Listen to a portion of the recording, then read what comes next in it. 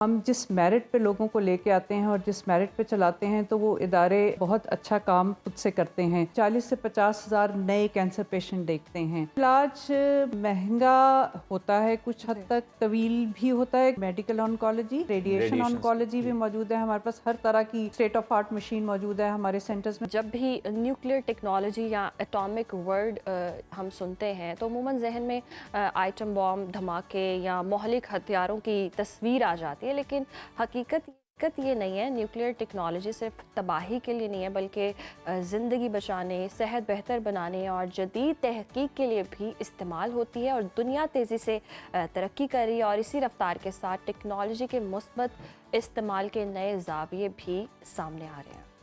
पाकिस्तान में हमारी एटमी सलाहियतें दुनिया के सामने काबिल सताइश हैं और इसके पीछे पाकिस्तान एटॉमिक एनर्जी कमीशन का किरदार नहायत अहम और काबिल फ़ख्र है। ये इदारा सिर्फ दिफाई उमूर तक महदूद नहीं है, बल्कि सेहत, तवानाई, तालीम, तहकीक और ज़राअत में भी नुमाया खिदमात अंजाम दे रहा है। ख़ास तौर पर सेहत के शोबे में पाकिस्तान एटॉमिक एनर्जी कमीशन के मुल्क भर में कायम 21 कैंसर हॉस्पिटल मोहलिक बीमारियों के खिलाफ जद्दोजहद कर रहे हैं और हज़ारों मरीजों की ज़िंदगी बचा रहे हैं। इसी अहम मौजू पर बात करने के लिए हमारे साथ मौजूद हैं डॉक्टर शाज़िया साहिबा, डायरेक्टर जनरल हैं nuclear medicine and oncology, Pakistan atomic energy commission में। वेलकम टू सुनो पाकिस्तान। डॉक्टर साहिबा, सबसे पहले तो हमें ये बताइएगा कि बड़ी भारी जिम्मेदारी है आप पर मुल्क कौम की खिदमत के हवाले से, तो किस तरह से, पहले तो हमें ये बताइए कि आप मैनेज करती हैं इतना कुछ, फैमिली को भी, और साथ ही साथ 21 कैंसर हॉस्पिटल्स की आप सर्विलेंस भी करती हैं, तो बड़ा चैलेंजिंग होता होगा ये तो ऑब्वियसली। अस्सलाम वालेकुम और बहुत शुक्रिया आपने अपने चैनल पे मुझे बुलाया। ज़ैर, ऐसा है कि 21 कैंसर सेंटर चलाना वाकई एक बड़ी भारी जिम्मेदारी है, लेकिन इसमें एक तो सबसे बड़ी बात यह है कि पाकिस्तान एटॉमिक एनर्जी के जो इदारे हैं, अल्हम्दुलिल्लाह उनकी जो हमारे सारे 21 के 21 कैंसर सेंटर हैं उसका इंफ्रास्ट्रक्चर स्टेट ऑफ आर्ट है, उसमें इंतहाई क्वालिफाइड मैन पावर है और हम जिस मेरिट पे लोगों को लेके आते हैं और जिस मेरिट पे चलाते हैं तो वो इदारे अल्हम्दुलिल्लाह बहुत अच्छा काम खुद से करते हैं। तो मेरा जो रोल है वो उनकी एक ओवरसाइट, यानी मैं उन सब की चीज़ों को मैनेज कर रही होती हूँ। तो इसमें एक एक्सपीरियंस के साथ और एक फैमिली की सपोर्ट और मेरी जो मैनेजमेंट है और जो मेरी जो टॉप मैनेजमेंट है उनकी सपोर्ट है, तो मैं यहाँ तक हूँ और इन चीज़ों को मैनेज कर पा रही हूँ। ज़बरदस्त। अच्छा शाज़िया साहिबा, पाकिस्तान में हम देखते हैं हर साल 1,80,000 कैंसर के नए मरीज़ रजिस्टर हो रहे हैं। ये अदाद-ओ-शुमार बहुत तशवीशनाक है, इस बारे में आप क्या कहेंगी? एक्चुअली ये जो महम डाटा है ये है जो एक इंटरनेशनल साइट है ग्लोबोकैन, उसका डाटा है। और ये क्योंकि पाकिस्तान में अभी तक तो कोई इस तरह की कैंसर रजिस्ट्री नहीं है नेशनल लेवल की जिस पे हम कह सकें कि ये एक जो आदाद शुमार हैं ये बिल्कुल सही हैं। लेकिन जिस तरह पाकिस्तान एटॉमिक एनर्जी कमीशन 2008 से अपनी कैंसर रजिस्ट्री बना रहा है और छाप रहा है, तो हम जो है तकरीबन 40 से 50 हज़ार नए कैंसर पेशेंट देखते हैं। और 2023 में एक तहकीक पाकिस्तान की छपी थी जिसमें कि पाकिस्तान की 6-7 कैंसर रजिस्ट्रीज़ जो इस्टेब्लिश्ड हैं उनको मिला के जब हमने डाटा इकट्ठा किया था तो उसमें तकरीबन मतलब 100-1 लाख से करीब पेशेंट्स आते हैं। ग्लोबोकैन जो है वो एक एक्स्ट्रापोलेटेड डाटा या वो जो आपके फैक्ट्स हैं उस पर करता है। 1,80,000 वाकई तशवीशनाक है, लेकिन इट्स नॉट एग्जैक्ट फिगर। तो एग्जैक्ट फिगर अब हमें तब पता चलेगा क्योंकि अब हमारा एक लेजिस्लेशन भी आ गई है कि कैंसर रजिस्ट्री नेशनल होएगी, तो उसके बाद हम अपनी एग्जैक्ट फिगर पे बात कर सकेंगे कि कितना है। बिल्कुल ठीक है। डॉक्टर शाज़िया साहिबा, अब मुल्क भर में पाकिस्तान एटॉमिक एनर्जी कमीशन के 21 कैंसर के सेंटर्स हैं, ये आवाम को कौन कौन सी बुनियादी और जदीद सहूलियात फराहम कर रहे हैं, ज़रा इस पर रोशनी डालिए। एक्चुअली हमारे जो 21 इदारे जो जिसमें सबसे पहले 1960 में हमने पाकिस्तान का पहला कैंसर का डायग्नोसिस और ट्रीटमेंट सेंटर शुरू किया था कराची में, JPMC कराची में से शुरू हुआ था। और अब अल्हम्दुलिल्लाह हमने इनॉग्रेट किया है दिसंबर में अपना कश्मीर में जो सेंटर है कैंसर डायग्नोसिस और ट्रीटमेंट का। तो हमारे जो इदारे हैं उनका बेसिक कॉन्सेप्ट ये है कि रेडिएशन से रिलेटेड जितनी भी टेक्निक्स हैं डायग्नोसिस के लिए और कैंसर के ट्रीटमेंट के लिए, उसमें न्यूक्लियर मेडिसिन की टेक्निक आ जाती है जिसमें रेडियो आइसोटोप लगा के आप डायग्नोसिस करते हैं। रेडियोलॉजी, सीटी है, एमआर है, वो मौजूद होते हैं। फिर तशख़ीस के लिए लेबॉर्ट्री की तमाम सहूलियात मुयस्सर होती हैं। उसके लिए ट्रीटमेंट के लिए जो ऑन्कोलॉजी का सेटअप होता है या कैंसर की जो इलाज का सेटअप होता है उसमें मेडिकल ऑन्कोलॉजी, रेडिएशन ऑन्कोलॉजी, इम्यूनोथेरेपीज़, इस तरह की तमाम तर सहूलियात जो कि किसी भी इंटरनेशनल लेवल पे कैंसर की ट्रीटमेंट के लिए यूज़ होती हैं, वो हमारे मशीनें भी हैं, एक्सपर्टीज़ भी है, मैन पावर भी है और उस सहूलियात भी हैं कि हम लोगों को उस दैट्स ग्रेट। अच्छा डॉक्टर साहिबा, आम तासुर ये है कि कैंसर का इलाज महंगा होता है और तवील होता है। ऐसे मरीज़ जो अखराजात बर्दाश्त नहीं कर सकते, उनके लिए आपके अस्पतालों में क्या सहूलियात मौजूद हैं? कैंसर का इलाज महंगा होता है कुछ हद तक, तवील भी होता है, क्योंकि वंस आपको कैंसर डायग्नोज हो जाए तो फिर आपने लाइफ लॉन्ग फॉलो अप के लिए तो रहना है।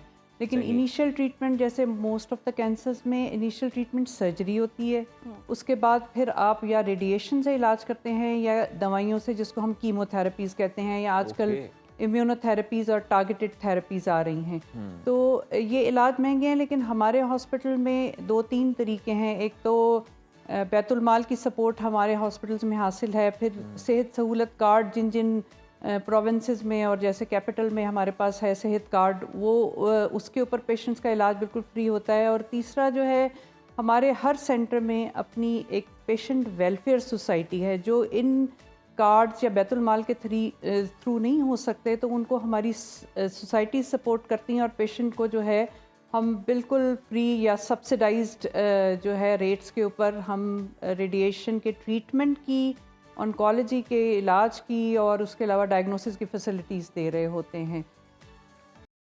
डॉक्टर साहब, न्यूक्लियर मेडिसिन पाकिस्तान में तैयार की जा रही है, क्या ये पैदावार मुल्की ज़रूरियात को पूरा करने के लिए काफ़ी है या फिर दरामद भी ज़रूरी है इसकी?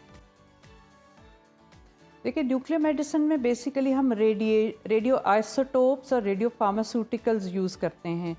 तो जब ये चीज़ें स्टार्ट हुई थी तो उस वक्त तो पाकिस्तान में इसकी कैपेबिलिटी और कैपेसिटी नहीं थी, लेकिन अब पाकिस्तान एटॉमिक एनर्जी कमीशन का एक इदारा है, पिंस्टेक के नाम से रिसर्च इंस्टीट्यूट है, जहाँ पे ना सिर्फ हम न्यूक्लियर मेडिसिन में इस्तेमाल होने वाले रेडियो आइसोटोप्स बनाते हैं, बल्कि रेडियो फार्मास्यूटिकल्स यानी जो दवाई के साथ रेडिएशन वाला जो आइसोटोप अटैच होता है, वो भी हमारे यहाँ लोकली ही बन रहा है। और उसके बाद अब जो एक बहुत एडवांस्ड फॉर्म में है कि कैंसर के ट्रीटमेंट के लिए एक नया तरीका इलाज चंद सालों से जो दुनिया में है, जिसको थेरानोस्टिक कहते हैं, उसकी दवाई भी जो है हमें पिंस्टेक से मिलती है।